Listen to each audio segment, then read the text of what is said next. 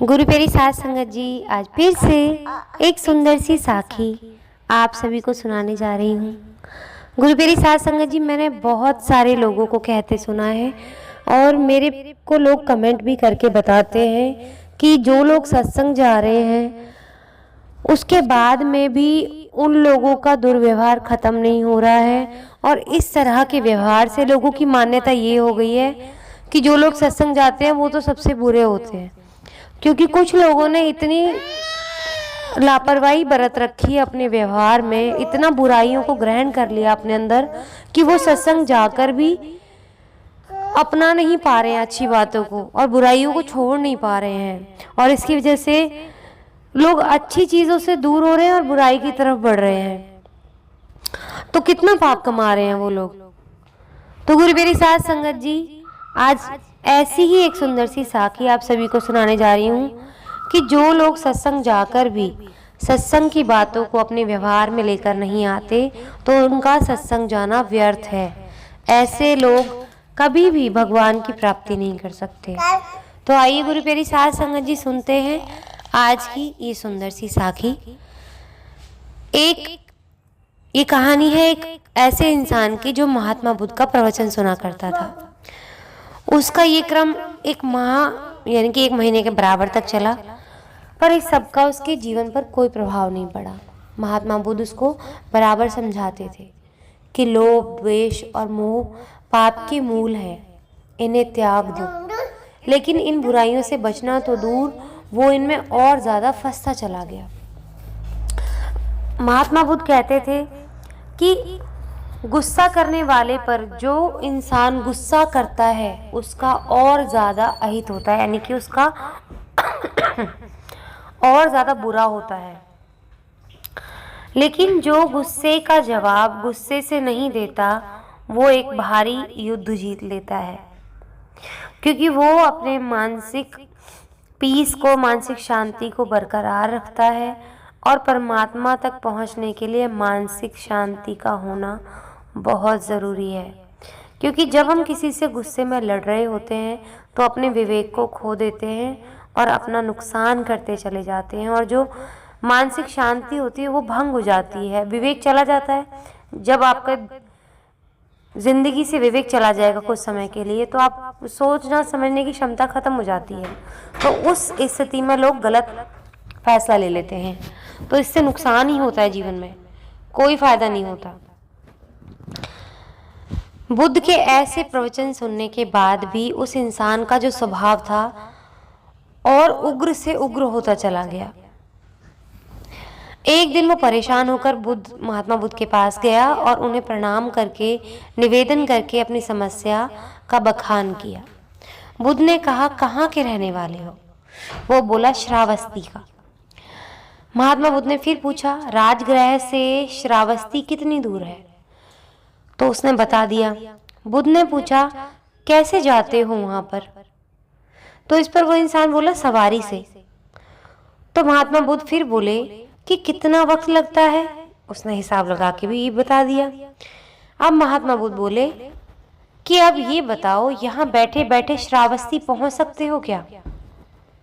वो बोला, ये कैसे हो सकता है? वहां पहुंचने के लिए तो मेरे को चल के जाना ही पड़ेगा ना। तो महात्मा बुद्ध बड़े प्यार से बोले, तुमने सही कहा, चलने पर ही मंजिल तक पहुंचा जा सकता है। इसी तरह अच्छी बातों का असर तभी पड़ता है जब उन पर अमल किया जाए। ज्ञान के अनुसार कर्म ना होने पर वो व्यर्थ जाता है। इसी तरह हर जानी गई अच्छी बात असर तभी लाती है जब उसको कर्म में ढाला जाए या उसका व्यवहार किया जाए।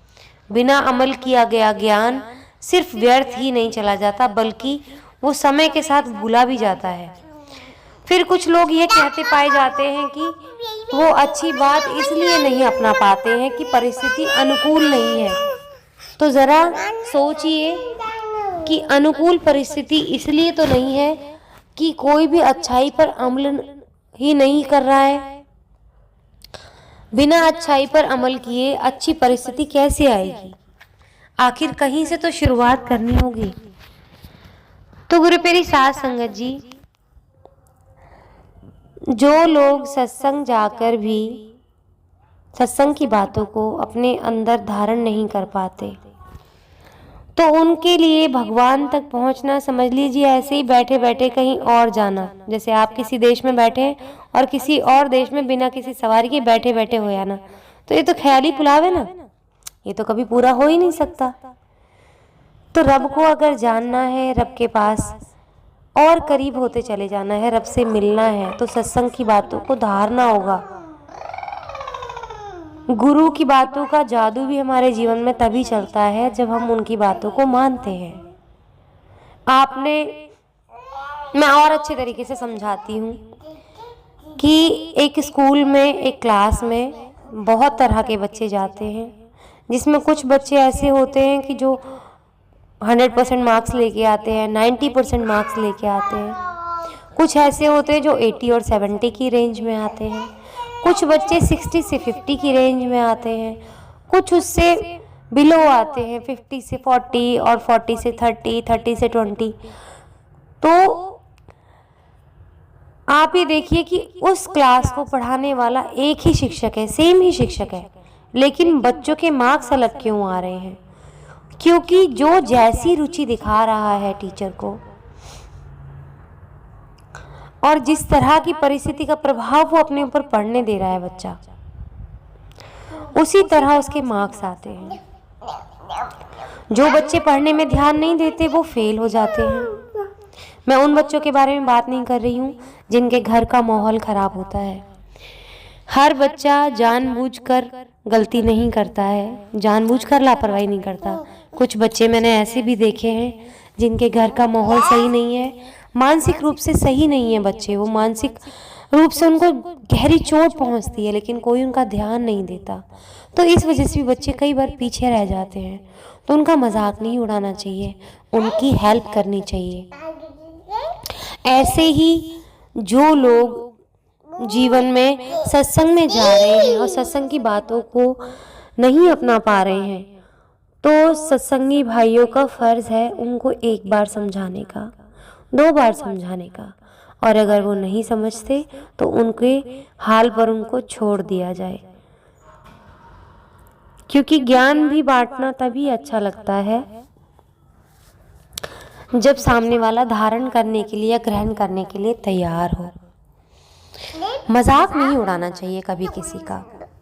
आप हेल्प कर सकते हैं लेकिन मजाक नहीं उड़ाना चाहिए, क्योंकि जो इंसान किसी का मजाक उड़ाता है उससे ज़्यादा घटिया इंसान कोई नहीं हो सकता। वो अपनी आत्मा को और मैली कर रहा है। तो अपनी आत्मा को शुद्ध रखिए। यही एक चीज़ है जो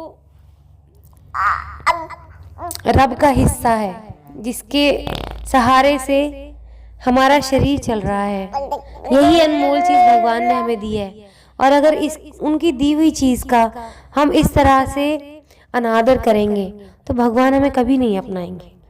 तो गुरु प्यारी साध संगत जी, एक तो किसी का मजाक ना उड़ाएं, लोभ क्रोध मोह से दूर रहें, काम से दूर रहें, और सत्संग की बातों को अपने अंदर धारें। और सबसे बड़ी बात, अगर कोई क्रोध कर रहा है तो सामने से उस पर क्रोध ना करें। आज इसी के साथ इस सुंदर सी साखी को यहीं समाप्त करने जा रही हूँ। फिर मिलती हूँ आपसे अपनी अगली वीडियो में नई साखी के साथ। तब तक के लिए खुश रहें, सुमिरन करते रहें, सच्ची सेवा करते रहें।